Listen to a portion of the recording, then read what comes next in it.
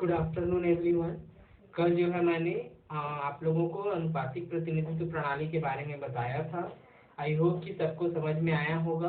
सिर्फ एक ही बच्चे ने जो है कल डाउट क्लियर कराया था। ठीक है, अनुपातिक प्रतिनिधित्व प्रणाली का दूसरा भाग जो है सूची प्रणाली है, जिसके बारे में आज हम जानेंगे। सूची प्रणाली भी जो है बहुत सारे देशों में प्रचलित है। इसमें सभी वर्गों को प्रतिनिधित्व देने के उद्देश्य से जो है इस प्रकार के चुनाव किए जाते हैं। सूची प्रणाली में भी जो है बहुसदस्यीय निर्वाचन क्षेत्र होता है, जैसे अनुपातिक प्रतिनिधित्व प्रणाली में होता है कि पूरे देश को जो है बहुसदस्यीय निर्वाचन क्षेत्र में विभाजित कर दिया जाता है।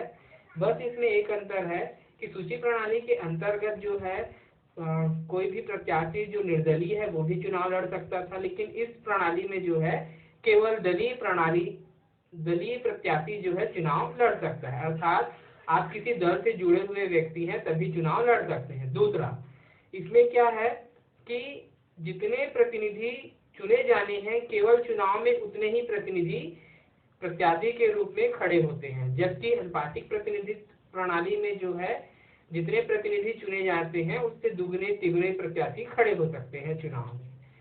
ठीक है, अब बात आती है चुनाव की। तो चलिए चुनाव संपन्न कराते हैं सूची प्रणाली के द्वारा। कि सूची प्रणाली के द्वारा मान लीजिए किसी क्षेत्र से 40 प्रतिनिधियों का चुनाव होना है, तो क्या होगा कि जितने भी राजनीतिक दल हैं वे अपने 40 प्रतिनिधियों की सूची तैयार करेंगे।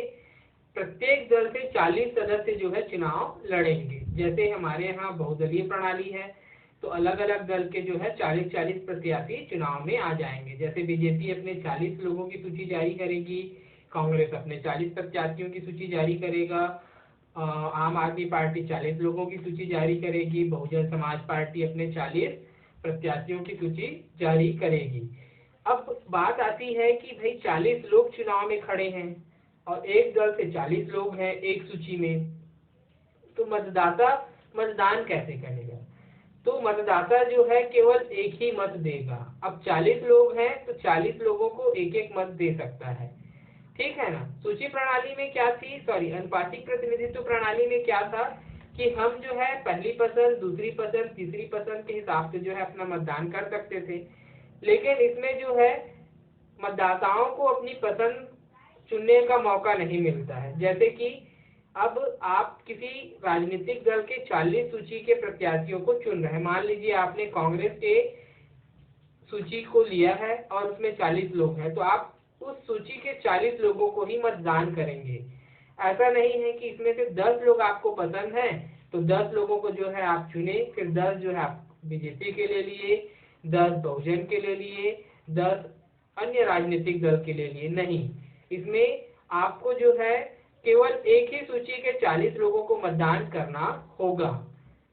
ठीक है ना, समझ में आया कि आपने किसी दल के अगर एक सूची को लिया है जिसमें 40 प्रत्याशी हैं तो उस 40 प्रत्याशी को ही मतदान करना होगा।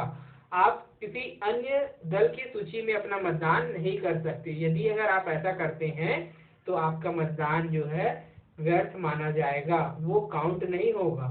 ठीक है ना, तो ये है सूची प्रणाली। चलिए मैं थोड़ा सा पढ़ के भी बता देता हूँ। इस प्रणाली के अंतर्गत संपूर्ण देश को जो है विशाल निर्वाचन क्षेत्रों में बांट दिया जाता है। निर्वाचन क्षेत्र बहुसदस्यीय होता है। इस प्रणाली में जो भी उम्मीदवार चुनाव लड़ते हैं उनके दलों के अनुसार अलग अलग सूची बना ली जाती है, अर्थात एक निर्वाचन क्षेत्र में जितने भी राजनीतिक दल चुनाव लड़ रहे हैं उन सभी राजनीतिक दलों की अपनी अलग अलग सूची होती है। ठीक है ना। मान लो 10 राजनीतिक दल हैं तो 10 राजनीतिक दलों की अपने 40-40 लोगों की सूची होगी। उस सूची में उतने ही उम्मीदवार का नाम दर्ज रहता है जितने कि उस निर्वाचन क्षेत्र में निर्वाचित होने हैं। कोई भी उम्मीदवार अकेला चुनाव नहीं लड़ सकता, उसे अपने दल के समूह या ग्रुप में ही चुनाव लड़ना होता है। इसीलिए मैंने कहा था कि कोई भी व्यक्ति जो है बिना दल के चुनाव नहीं लड़ सकता।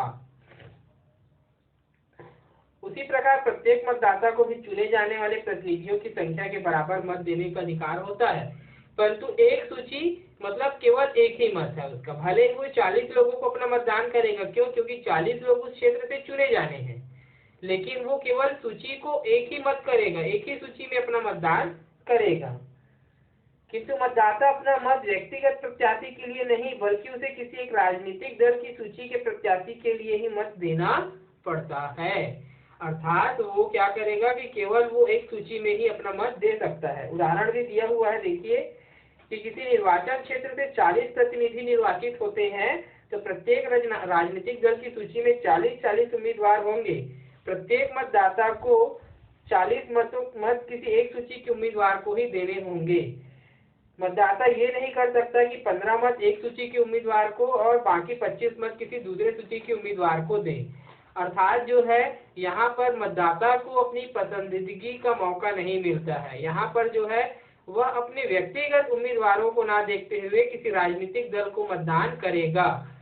बताया भी गया है कि अगर 40 लोगों की सूची है तो 40 में से 40 मत जो है उस राजनीतिक दल की सूची को देना होगा।